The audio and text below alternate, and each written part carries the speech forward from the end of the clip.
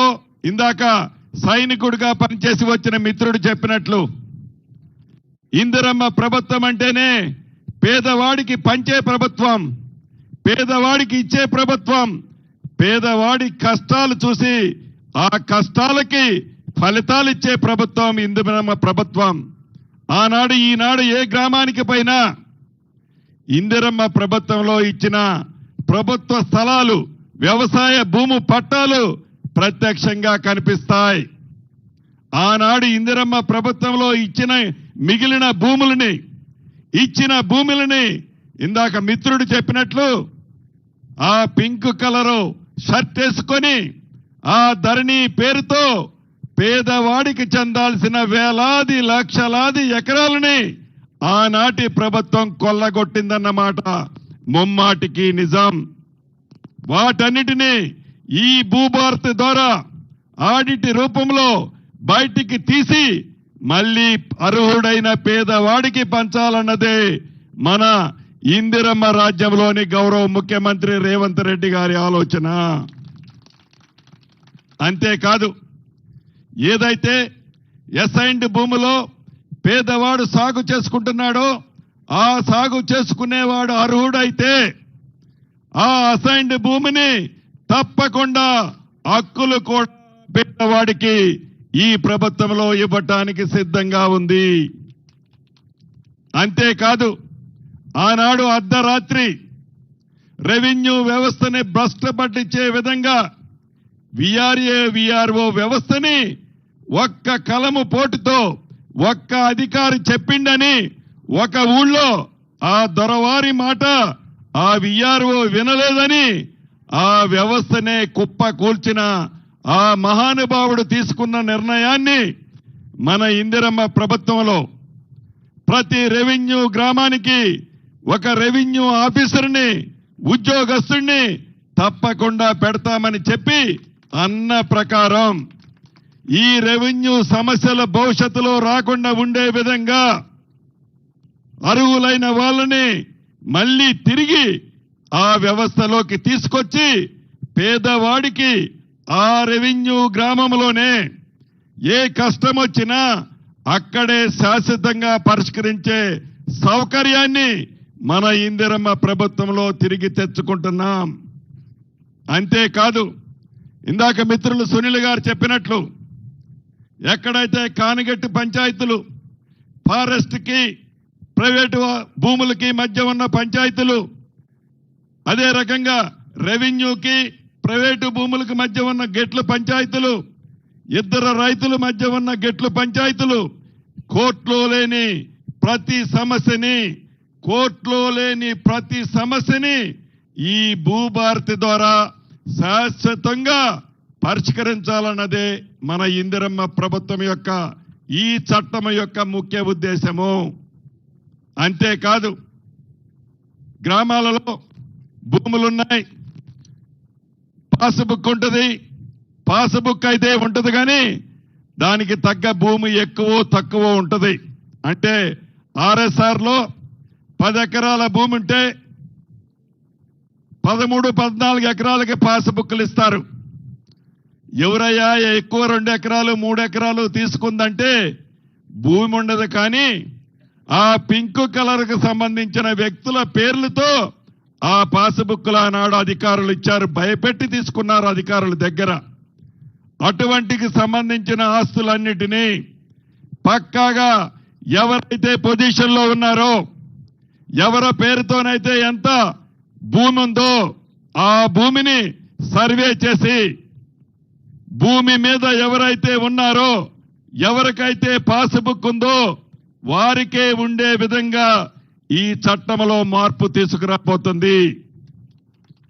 అంతేకాదు, సర్వేలను కూడా అరా కొరా కాకుండా మొదటి విడతలో రాష్ట్ర వ్యాప్తంగా 6,000 మంది సర్వేలని, లైసెన్స్డ్ సర్వేలని ఏర్పాటు చేయాలని ప్రభుత్వం నిర్ణయం తీసుకోవడం జరిగింది. ఇప్పుడే ప్రిన్సిపల్ సెక్రటరీ గారితో మాట్లాడాను. ఈ రాబోయే 1-2 తారీఖులలోపే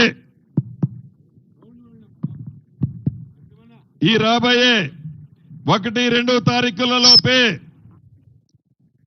ఈ లైసెన్స్డ్ సర్వేరులు ఏ జిల్లాలో ఏ మండలాల్లో ఏ గ్రామానికి సంబంధించిన ఎంత మంది కావాలనో అక్కడుండే భూమి విస్తీర్ణ బట్టి అధికారుల్ని లైసెన్స్ సర్వేరుల్ని సెలెక్ట్ చేసి వాళ్ళకి పూర్తి తర్ఫీదు ప్రభుత్వం ఇచ్చి వారి చేత సర్వే చేపించి రిజిస్ట్రేషన్ టైంలో ఏదైతే వారు ఆ సర్వే మ్యాప్ను పెడతారో ఆ మ్యాప్ మీద గవర్నమెంట్ సర్వే సంతకం తీసుకొని వారి డాక్యుమెంట్తో పాటు ఆ సర్వే మ్యాప్ను కూడా కంప్యూటర్లో అప్లోడ్ చేయటం జరుగుతుంది. ఈ వేదిక ద్వారా రాష్ట్రంలో ఉండే రైతన్నలందరికీ తెలియజేస్తున్నాను. చివరగా చెప్పదలుచుకున్నది ఒక్కటే, చిత్తశుద్ధితో మనస్సాక్షిగా పేదవాడికి మంచి చేయాలని, పేదవాడి కష్టాలు తీర్చాలని, భూములున్న ఆసాములకి పూర్తి భద్రత కల్పించాలని ఒక మంచి ఆలోచనతో మన ఇందిరమ్మ ప్రభుత్వంలో ఇంత అద్భుతమైన చట్టాన్ని చేసుకున్నాం. నిన్నగాక మొన్న గౌరవ ముఖ్యమంత్రి గారు కూడా అన్ని జిల్లా కలెక్టర్లని, జిల్లాలో ఉండే రెవెన్యూ ముఖ్యమైన యంత్రాంగాన్ని పిలిచి చాలా స్పష్టంగా చెప్పడం జరిగింది. ప్రతి గ్రామంలో గడిచిన 10 సంవత్సరాలలో ఆనాటి ప్రభుత్వం ఏ గ్రామానికి వచ్చి ఇటువంటి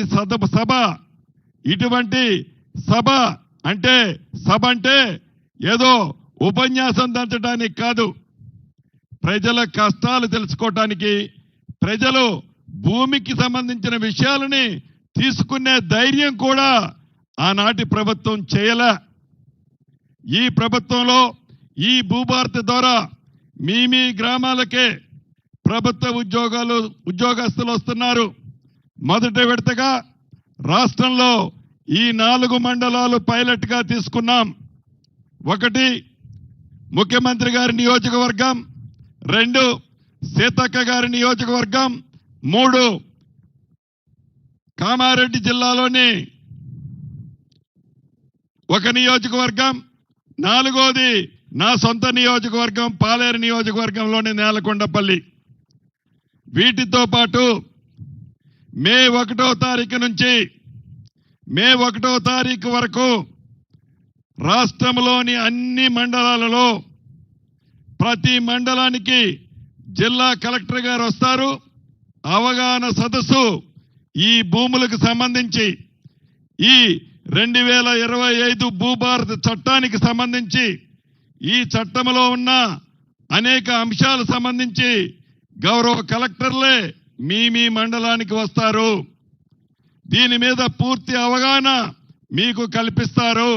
అది పూర్తయిన తర్వాత మే 1వ తారీఖు నుంచి అంటే 1వ తారీఖు కానీ 2వ తారీఖు నుంచి మిగిలిన 28 జిల్లాలలో ప్రతి మండలాన్ని, ప్రతి జిల్లాలో 1 మండలాన్ని ఈ 4 మండలాల్లాగా రాష్ట్ర వ్యాప్తంగా మిగిలిన 28 జిల్లాల్లో కూడా పైలట్ మోడల్గా 1 మండలాన్ని తీసుకుంటారు.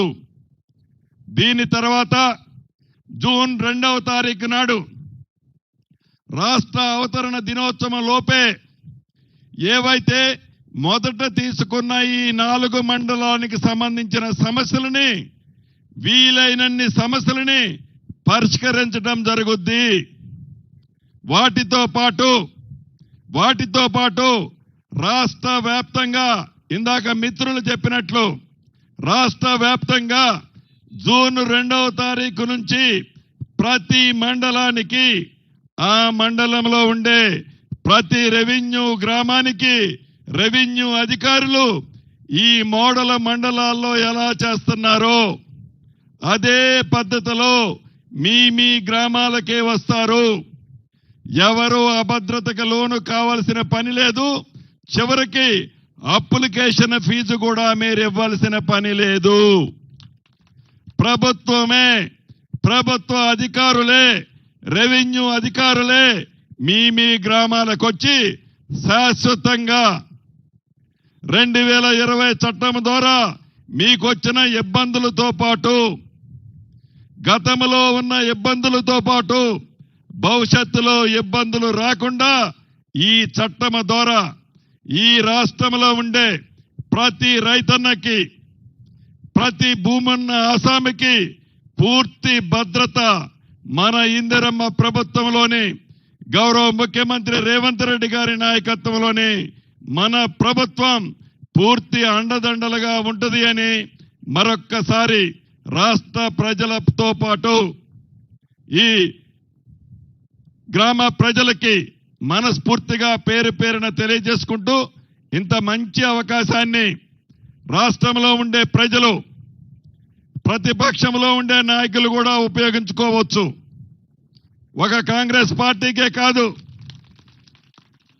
ఒక కాంగ్రెస్ పార్టీలోకి కాదు, మీరు తెలంగాణ బిడ్డ అయితే, మీరు నిత్యము ఉద్దేశపూర్వకంగా మమ్మల్ని తిట్టినా, ఆడిపోసుకున్నా, మీ భూములు ధరణి